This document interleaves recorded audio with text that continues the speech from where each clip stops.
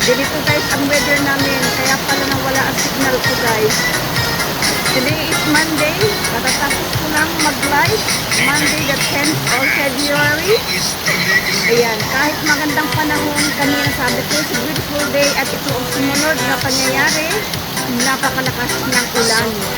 Grabe ito ang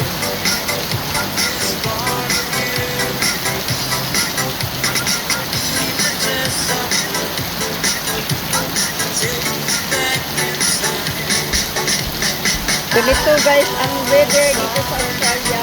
Isang morning, napakaganda ng panahon, tapos mamaya-maya uulan, tapos aaraw, tapos ganito na uli.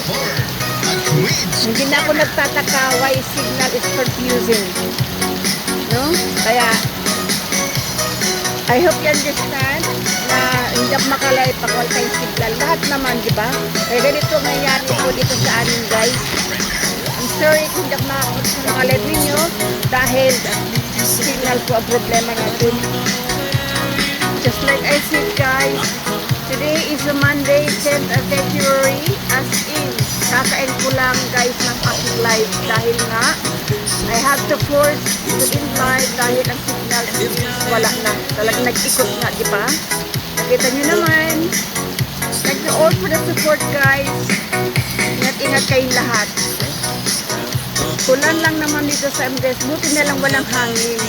Ang ulan talaga is napakalakas. Hindi siya nag-ice-ice dahil summer na. Pero I'm not surprised kung mag-ice-ice. Diba? Pero sa ngayon wala pa naman.